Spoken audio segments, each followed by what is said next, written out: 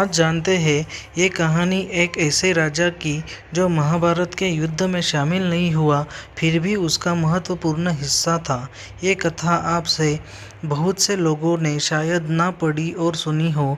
इसका कारण ये है कि इसका संबंध सुदूर दक्षिणा में तमिलनाडु से ज़्यादा है बजाय उत्तर भारत के।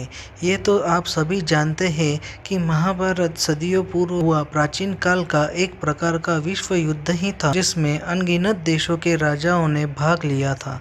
एक आम धारणा है कि इस युद्ध में केवल कृष्ण के भाई बलराम धृतराष्ट्र के भाई विदुर शामिल नहीं हुए थे, परंतु ऐसा नहीं है। एक और राज्य था जो युद्ध से संबंधित तो था, पर उसने लड़ाई में हिस्सा नहीं लिया था। ये था दक्षिण का राजा उडुपी। दरअसल युद्ध में शामिल होने का निमंत्रण पाकर उडुपी नरेश अपनी सेना सहित कुरुक्षेत्र गए।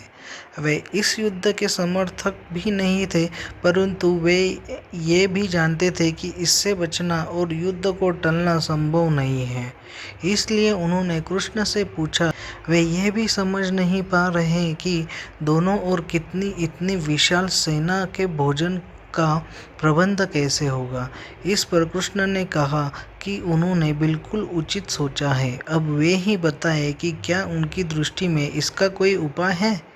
तब उडुपी राज ने कहा कि उनकी ये इच्छा है कि मैं अपनी पूरी सेना के साथ दोनों सेनाओं के भोजन का प्रबंध करूं। इस पर कृष्ण ने उन्हें लगभग 50 लाख योद्धाओं के भोजन प्रबंधन करने की अनुमति दे दी।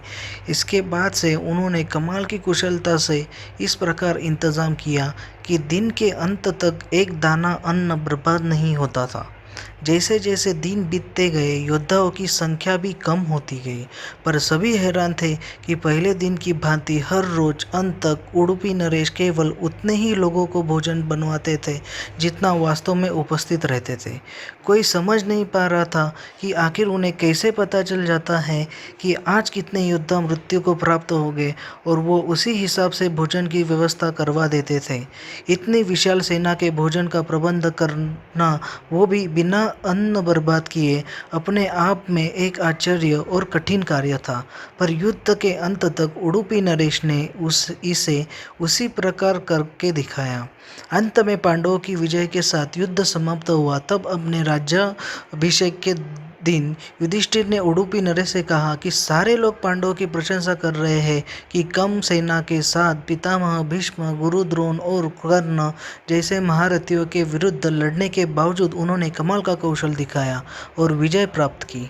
जबकि वे अनुभव करते हैं कि सबसे अधिक प्रशंसा के पात्र उडुपी नरेश है, जिन्होंने न केवल इतनी विशाल सेना के लिए भोजन का प्रबंध किया, बल्कि एक दाना भी अन्न व्यर्थ नहीं होने दिया। आखिर इस कुशलता का रहस्य क्या है?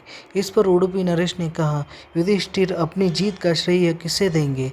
तब युधिष्ठिर ने कहा, ये श्री कृष्ण का प्रताप है। वे ना होते तो कौरव सेना को परास्त नहीं किया जा सकता था। तब उडुपी नरेश ने कहा कि वो भी श्री कृष्ण की ही प्रताप है।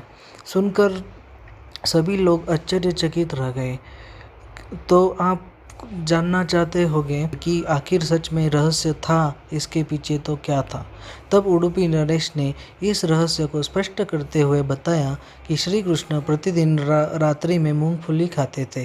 वे प्रतिदिन गिनकर मूंगफली उनके लिए भेजते थे और उनके खाने के पश्चात गिनकर देखते थे कि उन्होंने कितनी मूंगफली खाई है।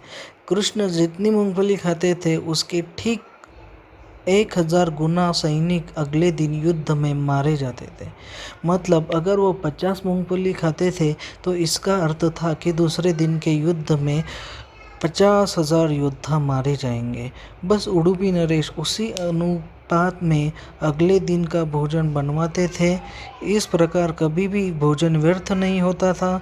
श्री कृष्ण के इस चमत्कार को जानकर सभी हैरान हो गए। कर्नाटक के उडुपी जिले के कृष्ण मठ में ये कथा अक्सर सुनाई जाती है। मान्यता है कि इस मठ की स्थापना उडुपी के सम्राट ने ही करवाई थी। शुक्रिया ये वीडियो देखने के लिए। ऐसे ही इंटरेस्टिंग वीडियोस आगे देखने के लिए सब्सक्राइब करें ये चैनल। Thank you.